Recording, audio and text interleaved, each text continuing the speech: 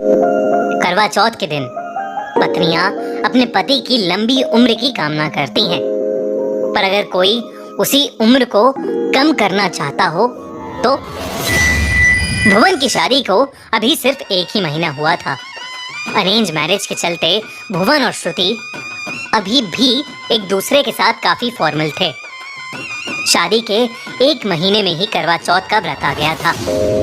करवा चौथ के व्रत में पत्नियां अपने पति की लंबी उम्र के लिए पूरे दिन का फास्ट यानी उपवास रखती हैं और रात को चांद देखकर ही अपना व्रत तोड़ती हैं। भुवन बहुत खुश था कि श्रुति भी उसके लिए व्रत रख रही थी।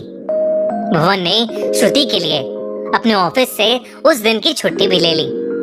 धीरे धीरे श्रुति और भुवन एक दूसरे को ज्यादा बेहतर ढंग से समझ। भुवन करीब 9 बजे उठा और उसने देखा कि श्रुति ड्रेसिंग टेबल के सामने बैठकर तैयार हो रही थी। भुवन आंखें मलता हुआ श्रुति के पास गया और जैसे ही उसकी नजर सामने शीशे पर पड़ी, उसे श्रुति के चेहरे की जगह एक बहुत ही भयानक सा चेहरा दिखा। शीशे में जो चेहरा भुवन को दिखा, उसके बीचों बीच एक बड़ा सा कट लगा हुआ था। भुवन घबरा गया था, लेकिन पलक झपकते ही भुवन को अब श्रुति का चेहरा वापस दिखने लगा था। भुवन के एक्सप्रेशन को देखकर श्रुति थोड़ी कॉन्शियस हो गई और वो उठकर वहां से चली गई। भुवन को समझ नहीं आ रहा था कि आखिर जो उसने देखा वो क्या था, पर उसे लगा कि शायद नींद में होने की वजह से उसे वहम हुआ होगा।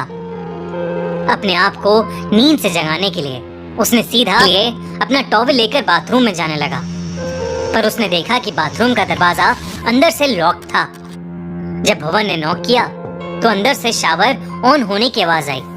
भुवन को लगा कि शायद श्रुति बाथरूम में होगी, इसलिए वो बाथरूम के बाहर ही वेट करने लगा। भुवन के होश तो तब उड़े जब करीबन 5 मिनट बाद श्रुति बाहर से कमरे के अंदर आई और भुवन हक्का बक्का रह गया। उसने बाथरूम का दरवाजा खोलने की कोशिश की और इस बार दरवाजा भी खुल गया, पर बाथरूम के अंदर भी कोई नहीं था। भुवन के साथ क्या हो रहा था उसे बिल्कुल भी समझ नहीं आ रहा था, पर वो इन चीजों को इग्नोर कर नहाने चला गया।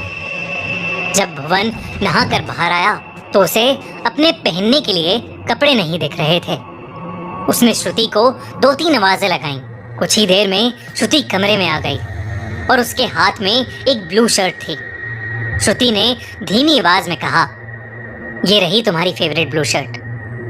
भुवन जब उस शर्ट को पहनकर शीशे के सामने गया तो उसने देखा कि उसकी शर्ट के ऊपर एक हाथ का निशान छपा हुआ था। ऐसा लग रहा था जैसे किसी ने खून से सने हाथ को उस शर्ट पर लगाया हो। भुवन ने वो शर्ट उतारी और दौड़कर उस शर्ट को लेकर श्रुति के पास गया। श्रुति घर के नीचे वाले हिस्से में किचन के अंदर काम कर रही थी। भुवन हड़बड़ाहट में श्रुति से उस शर्ट के बारे में पूछने लगा, पर जब भुवन ने उस शर्ट को श्रुति के सामने खोला तो उस पर अब कोई भी निशान नहीं था। भुवन ने श्रुति से कहा कि जब वो उसे शर्ट देकर गई थी तब उस पर वो निशान था, पर श्रुति ने जो इसके बाद जवाब दिया उससे भुवन के होश उड़ गए। श्रुति ने बताया कि वो तो सुबह से नीचे ही थी, वो भुवन की नींद खराब नहीं करना चाहती थी, इसलिए वो पहले ही नीचे आ गई थी। श्रुति की बात सुनकर भुवन बहुत कंफ्यूज हो गया। वो अपना सर पकड़कर वहीं बैठ गया। उसे लगने लगा कि आज वो पागल हो रहा है, क्योंकि एक के बाद एक उसके साथ ऐसी अनहोनी घट रही थी। दरअसल भुवन को शराब पीने की बुरी आदत थी और श्रुति को लग रहा था कि ये उसी का नतीजा था। भुवन को अचानक बहुत ज्यादा घबराहट होने लगी। वो अपने कमरे में गया और थोड़ी सी शराब पीकर फिर से सो गया। भुवन की आंख खुली तो उसे श्रुति उठा रही थी। श्रुति ने अपनी शादी का लहंगा पहना हुआ था और वो बहुत ही सुंदर लग रही थी। श्रुति ने भुवन को बताया कि रात हो चुकी है और अब व्रत खोलने का समय आ गया था।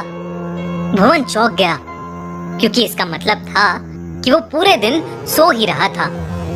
उसने श्रुति से सॉरी बोला और मुंह हाथ धोकर एक कुर्ता पहनकर श्रुति के साथ छत पर चला गया। उनकी छत से चांद बिल्कुल बड़ा और सुंदर सा दिख रहा था। श्रुति ने अपनी छलनी से पहले चांद को देखा और फिर भुवन को देखने के लिए मुड़ी, लेकिन श्रुति को देखकर अचानक ही भुवन की चीख निकल पड़ी। भुवन को उस छलनी में से वही सुबह शीशे वाला भयानक चेहरा दिखा। उस भयानक चेहरे से फिर से एक आवाज आई, क्या हुआ सोनू, क्या मैं अब तुम्हारी पत्नी नहीं रही? ये सुनकर भुवन की हालत खराब हो गई, क्योंकि उसे सोनू बुलाने वाला इस दुनिया में बस एक शख्स था, और वो थी भुवन की पहली बीवी काजल। भुवन ने काजल से करीबन 3 साल पहले भागकर शादी की थी। शुरुआत के कुछ महीने तो बेहद अच्छे गुजरे थे, पर भुवन की शराब पीने की प्रॉब्लम की वजह से उन दोनों में बहुत झगड़े होने लगे थे। 2 साल पहले करवा चौथ के दिन भुवन घर में बैठकर शराब पी रहा था और काजल ने उससे उसकी बोतल दूर करने की कोशिश की।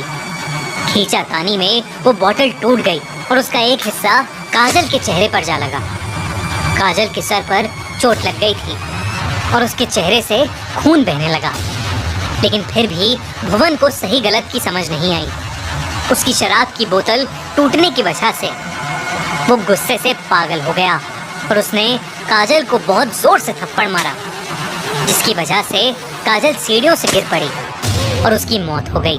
भुवन ने खुद को बचाने लाश को एक कब्रिस्तान में गाड़ दिया और वापस अपने परिवार वालों के पास आ गया। उसने अपने परिवार से झूठ बोला कि काजल उसे छोड़कर कहीं चली गई। भुवन के घर वालों ने उसे अपना लिया और उसकी दूसरी शादी श्रुति से करवा दी। भुवन की जिंदगी का ये सच किसी को नहीं पता था, लेकिन अब जिसे ये सब पता था वो अपना बदला लेने वापस आ गई थी और भुवन के सामने खड़ी थी। भुवन वहां से भागना चाहता था, पर वो हिल भी नहीं पा रहा था। तभी अचानक उसका पैर फिसला और वो अपने आप घसीटते हुए छत के कोने पर पहुंचा और वहां से नीचे रोड पर गिर पड़ा। तभी रोड पर आती हुई ट्रक उसे कुचल के वहां से चली गई। श्रुति जो नीचे काम कर रही थी, धम की आवाज से बाहर आई तो उसने अपने पति भुवन को मरा पाया। श्रुति ने छत की तरफ देखा तो छत पर काजल की भयानक दिखने वाली आत्मा को देखकर श्रुति के रोंगटे खड़े हो गए। काजल की आत्मा श्रुति को देखते देखते ही वहां से गायब हो गई। पुलिस इन्वेस्टिगेशन में यही अनुमान लगाया गया कि शराब के नशे में भुवन छत से गिर गया, जिसकी वजह से उसकी जान चली गई।